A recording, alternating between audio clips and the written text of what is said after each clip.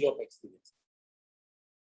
He did his master's from in physics from Pune University, then MTech in computer biology from Hyderabad. MTech in computer science came from Hyderabad, and then PhD in MTech computer biology. Now you can see itself in the education. He has a wide range of experience from physics to computer biology. After completing a PhD, he was PDF abroad in France, and then he worked as a scientist in IIT Medical Palampur.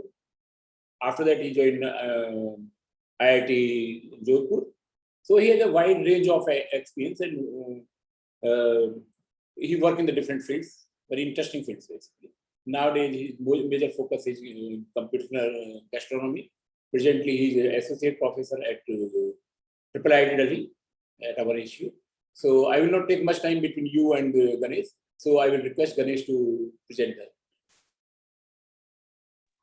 Thank you for the kind introduction, Professor Raghav.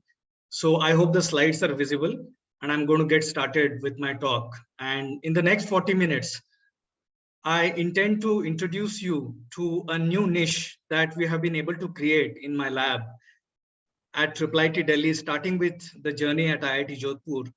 And this niche is called computational gastronomy, in which we are taking a deep data scientific approach towards food, which is very unique and something which is unseen or unheard until recently. So let me begin with the talk. So I am part of Center for Computational Biology. It's my pleasure to be part of organizing Committee of Health Informatics Summits, as well as being one of the speakers at this summit. So at Center for Computational Biology, we have been focusing on a variety of topics that you would have heard so far in the last few days.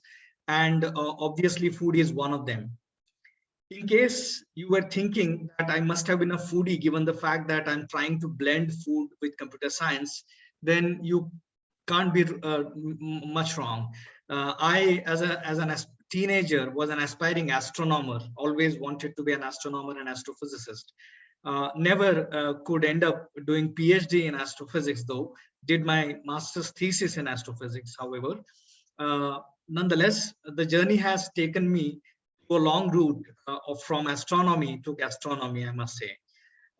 As Professor Raghav said, I have had training in physics, followed by computational techniques, PhD in computational biology, complex systems, and computational neurosciences, where I did my postdoc at NCPS, followed by one more postdoc at Max Planck Institute for Molecular Genetics, before returning to India and working at a couple of places before reaching to IIIT Delhi. And this is where my niche, computational gastronomy, has flourished. And that's the story which I'm going to tell you today. When I look at in my lab various biological entities, I see them as complex systems.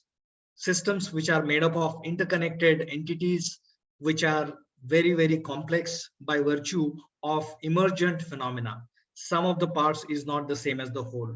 And these entities, right from my PhD days that I've worked on, included those of protein structures, cellular mechanisms, including complex diseases such as cancer, asthma, and diabetes, neuronal networks, brain networks, and recently, of course, food is something that I'm working on. So what is computational gastronomy, you may wonder? It's a data science which blends food with data and the power of computation for achieving data-driven food innovations. That's in summary what computational gastronomy is all about. It blends three disparate things: food, data, and computation. Classically, we are all used to looking at food as something which is an artistic endeavor, something which falls in the domain of emotions and subjectivity. However, can we possibly think about food as something which is data science? That's a question we are trying to ask in my lab. And when we look at food and cooking, turns out that they are central to the evolution of disproportionately large brain sizes that human beings have. To an extent, it has been argued that cooking is the very essence of being human. In fact, it has been said that by virtue of cooking, we ended up saving a lot of time that we would spend on chewing, foraging, etc., which led to over a long period of time led to increase in the brain size capacity that we have. Ironically, despite the fact that food has helped us in increasing the brain size and thereby getting the artistic and other abilities that we have, we seem to be plagued with a disorder of lifestyle, such as cardiovascular disorders, diabetes, and obesity.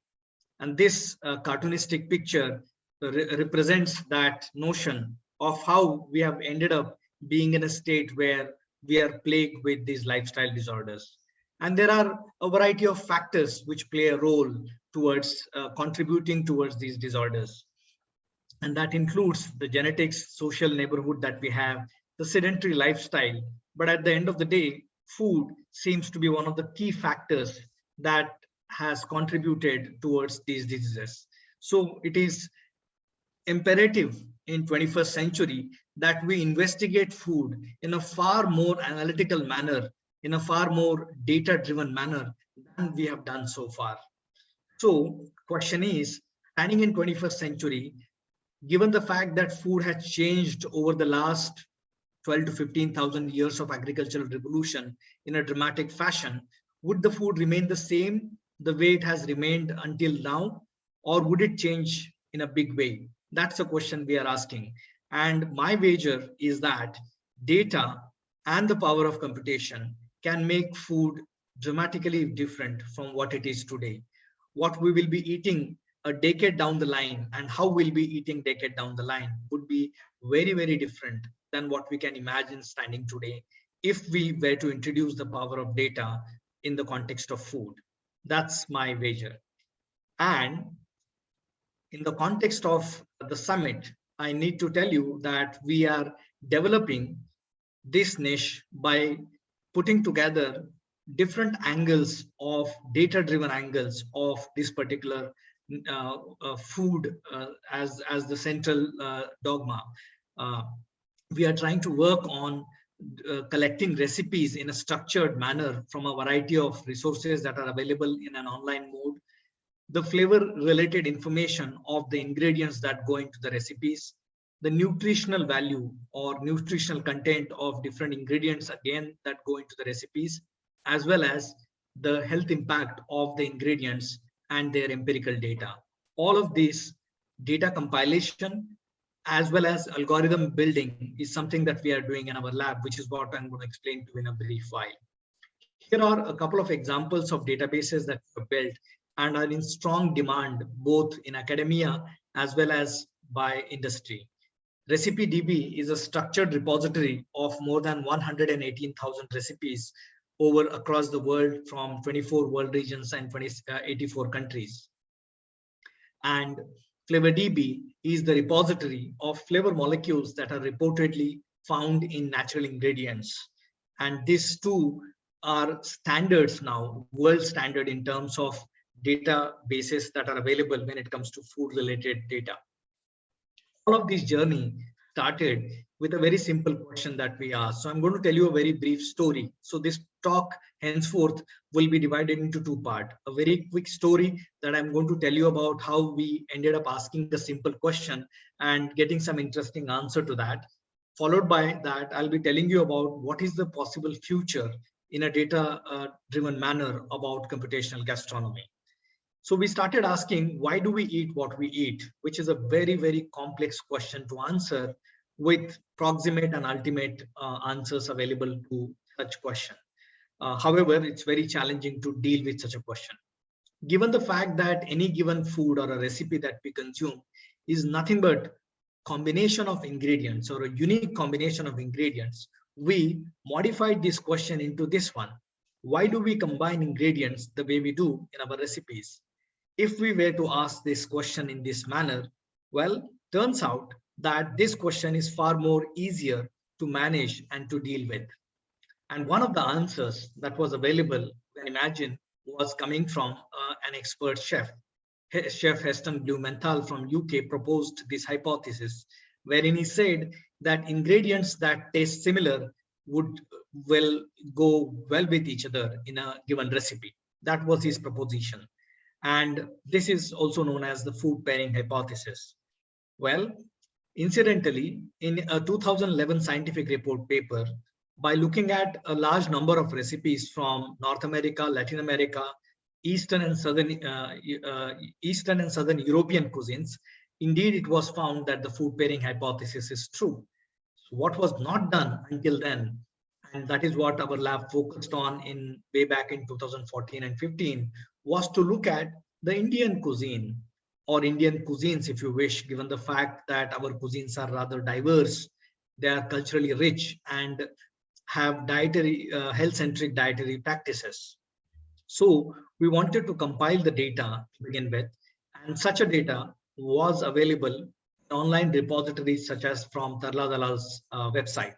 So we compiled data from a variety of resources, including Tarla Dalal, but we focused on Tarla Dalal given the fact that it was one of the most well-curated data in terms of marking each recipe to regional cuisines from length and breadth of the country. So we compiled 2,543 recipes from across the country, and we categorized each of the ingredient that goes into it. We had 193 such ingredients into one of the categories that have been shown here, such as beverages, fruits, flour, meat, plant, pulse, spice, vegetable, etc. Having got such a data, and remember, we had to do a lot of cleaning and pruning of this data to be able to get the cleanest possible data available to us, such that we can map it to the flavor part of it. Notice that the Heston-Blumenthal's principle requires us to investigate the flavor basis of ingredients. And well, incidentally, the tomatoes, the oranges, the onions and mangoes and chilies and the tamarinds that we consume as part of our dietary repository, they tend to interact with olfactory and gustatory mechanisms to create a wide range of smell and taste. So we need to compile the data of flavor molecules which are part of these ingredients, which is what we did. And the previous data, we added on to it with a lot of other data, which was specific to Indian ingredients, may I say. And we went ahead and compiled these flavor molecules as information from a large number of ingredients. Having got that, remember, why are we doing this exercise? So that we can quantify, in a way, the taste part of a recipe. So a cuisine may be represented like it has been done in this picture with recipes, recipe 1, 2, all the way up to nth recipe.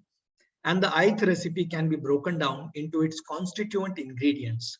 In this caricature recipe, it has been broken down into its 4 ingredients, the coconut, onion, chili, and curry leaf. And if I were to now go and were to look at pairwise ingredients, 4C2 combinations, 6 combinations that I will end up getting.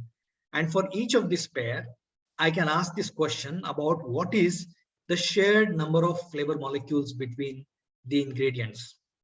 And if I were to do this exercise, I will get a number from each of the pair which can be averaged, which is nothing but the average number of shared flavor molecules across all pair of ingredients in a given recipe. That is nothing but our food pairing index. This food pairing index can be averaged across all recipes along with standard deviation, which provides us the first statistical handle for looking at the taste counterpart in a quantitative manner by using food pairing hypothesis as the basis. Why are we doing all of this exercise? Well, incidentally, cuisines across the world and the cultures across the world have evolved these culinary diversity like we have evolved linguistic diversity across the world.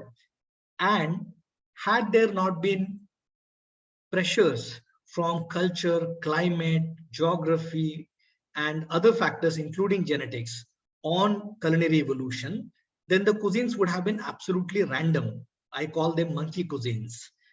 Compared to such a monkey cuisine, which is having same number of recipes, the same number of ingredients, same recipe size distribution, how would the real cuisine look is the question that we wanted to ask.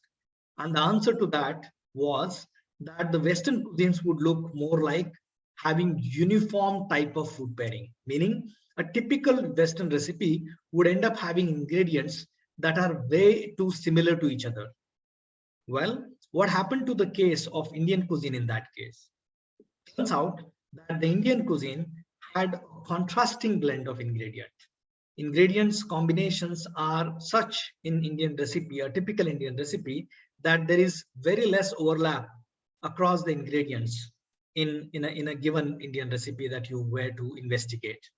Well, that was an interesting observation given the fact that this was very unique in terms of combination of ingredients being different in the Indian cuisine vis-a-vis the Western cuisine. The next thing that we did was to find out which category of ingredients contributes towards the observed food pairing. That is what we wanted to find out. And when we did this exercise, what we observed is that if you were to shuffle ingredients of a given category absolutely randomly, then you will end up getting a food pairing index which is anticipated to be different from the original one. The original one has been shown using this blue circle. If I were to randomly shuffle one independently for one category, such as vegetables, let's say, and if I were to shuffle across all the recipes in a given cuisine, the vegetables only, by taking one vegetable and replacing it with another vegetable from the basket of vegetables, while keeping everything else same, the fruit, nuts and seeds, herbs, etc., exactly same. What happens to the food pairing index? The food pairing index, as expected, changes, but only marginally for all of these categories. And if I were to ask you, imagine about which category might be very, very crucial towards the food pairing index observed in the Indian cuisine. And you would, I'm sure you would be able to make a guess. And some of you would be already thinking about it in your mind. It's actually spices. If I were to shuffle spices randomly, then turns out that the food pairing index changes dramatically, thereby suggesting that spices are the molecular fulcrum of the Indian recipes. That's what we end up observing here in the context of Indian recipes. And that was a very key observation that we did. We went ahead and identified individual ingredients that are contributing the most towards the food pairing index. And we found that these are the ones which are the most critical: the cayenne, the red chili, and the rest of them, as displayed in front of you, are the ingredients which contribute the most towards the observed food pairing in the Indian recipes. And we therefore make a spoof on one of the Indian brands to say that spice is the taste of India. We went ahead and did further analysis of what could be called as culinary fingerprint, published in PLOS One at that in 2015, where we looked at what is the extent to which each category of an ingredient is contributing towards the food pairing, and whether it is contributing towards positive or the negative food pairing, contrasting or uniform food pairing.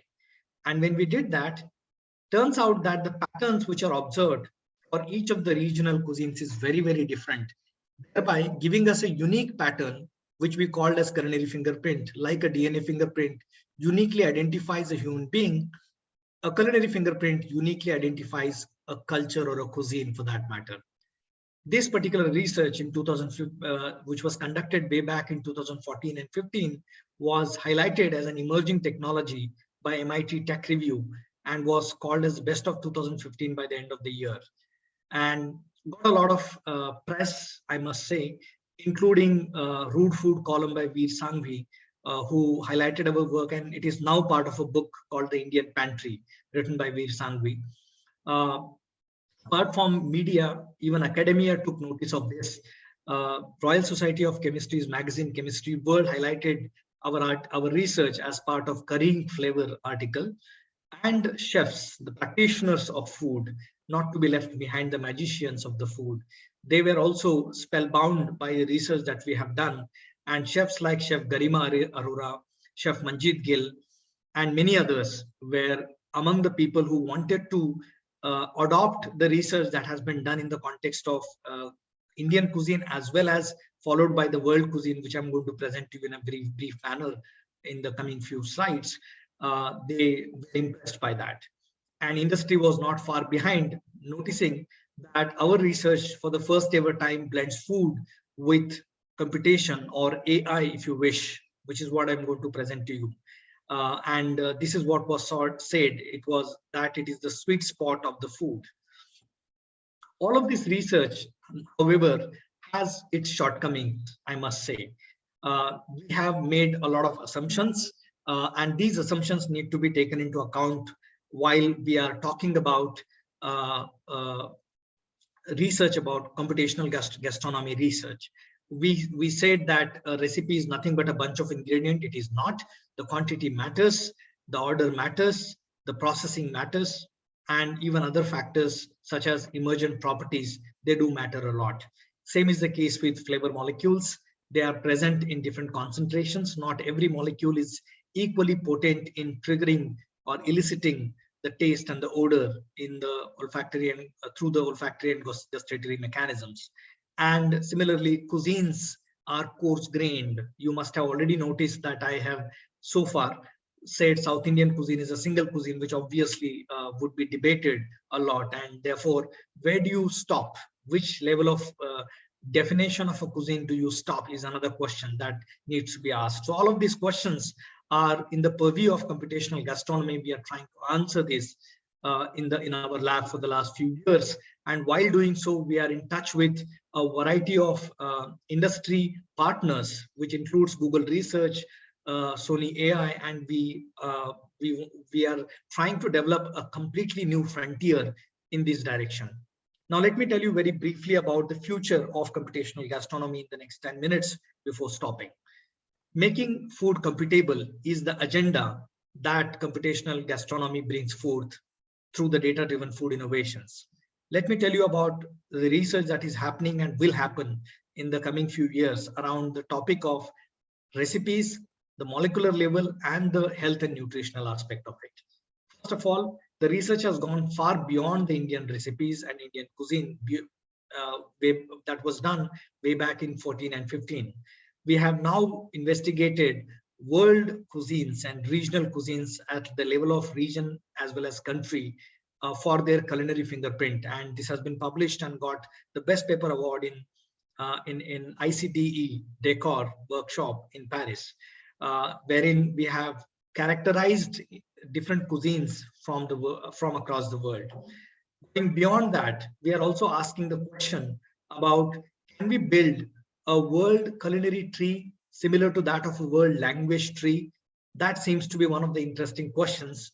And we have been looking at the so-called the tree of culinary, the culinary patterns from across the world cuisine. One of the questions in this line of recipes that remains to be answered is that how many recipes are theoretically possible? Typically, we tend to underestimate the number of recipes that are theoretically possible. In reality, the number of recipes that have been documented, at least through online repositories, and even if you were to add the offline repositories, is not going to be more than a few billion. However, the number of theoretical recipes in principle is as large as 10 to the power 30, given the typical size of a recipe, which is 10 ingredients, and given the number of ingredient variations that are possible, which on the most conservative side is 1,000. And given this, can computers help us in designing new recipes? Can we handle these recipes in an ab initio manner with the help of computer to be able to generate recipes is the question that we are asking. I don't know how many of you seen this movie Ratatouille. You may want to raise your hands in case you have seen the movie. And I'm sure this movie brings smiles to those who have seen and have seen these adventures of a rat who wants to be a chef, wherein we have gotten inspiration. Yes, thank you. We have gotten inspiration from this movie, and we have built a tool which was published in a reputed natural language processing conference called Colin. Through that, we have developed a tool called Ratatouille, which takes a few ingredients from the user and tries to generate a completely new recipe altogether. However, we are at an early stage at the moment, and we hope to develop new recipes afresh, which will be tasted, and we want to conduct a Turing test for chefs, wherein we are trying to fool a chef into thinking a computer generated recipe to be a real recipe. On the fronts of molecular data, we have built the most comprehensive repository of flavor molecule, which again is in heavy demand from various industry partners as well as academy partners, wherein they would like to use this data and are using the data for building a variety of applications, as well as for doing some blue sky research in the context of food. Next, having compiled the data of flavor molecules, we have also built algorithms for prediction of taste. Notice prediction of taste and going beyond that, even prediction of odor are extremely challenging problems. Given a small molecule, can you use chemoinformatics kind of tools where you can use chemical features of molecule to be able to predict the taste of a molecule is the question that we were asking. And in that context, we focused first on bitter and sweet test, compiled the data of empirical data, wherein we know the taste of a molecule from experimental research, and we use that as a basis for building algorithms, state-of-the-art algorithms, which have around 90% accuracy, with which it can predict the taste of a molecule with the control of tasteless molecules that we have taken here. And this research has multiple dimensions. One is that of a web server that has been developed, the URL of which has been flashed in front of you, and the software which has been developed, which is on GitHub, and the database itself, which was unfortunately not available until recently in a very open manner. We have made it openly available. The last dimension that I'm going to talk to you about is that of the diet and health part of it. Given the fact that human body is complex and so is food, the interaction between the two give rise to far more complex repercussions. And that's why we tend to get all kind of contradictory assertions about a certain food being good or bad for the health. And that is where we believe that there is a huge scope for compilation of data in a structured manner from empirical resources. And therefore, we have collected the data of the last 90 years' data of health-related associations, wherein we have food disease associations compiled from more than 38,000 research articles, the titles and the abstracts of those, and have linked with chemicals and the genes related information. And such a resource can be extremely useful in investigating it for interesting questions such as, why spices? Why do we use spices in our food? Beyond the flavor and fragrance, as well as the antimicrobial properties, which have been very well known for the last couple of decades or more than that, question is, are there reasons why we use spices in our food? And we ended up observing by our statistical analysis that we indeed the herbs and spices, culinary herbs and spices indeed seem to have a broad spectrum benevolent effect across a range of disorders vis-a-vis their adverse effects. All of this research that I'm pointing to, such as the one which I mentioned to, whether it is taste or nutrition or health related information, all of this, in my opinion, is nudging us towards personalized nutrition, wherein this particular landmark research from Weizmann Institution led us into believing that it is possible to build a personalized nutritional predictor, wherein by taking a large number of body related parameters, which are shown on the left hand side here, the gut microbiome questionnaires, blood test, BMI, the food diary, etc. And by tweaking one food at a time, the breakfast, let us say, one should be able to change the postprandial glucose level, the post-meal glucose, which is a good indicator of type 2 diabetes. And such a software, such a tool that can be built, which is specific to cultures, can be extremely useful in tackling health-related disorders such as diabetes and others as well, which includes cardiovascular disorders.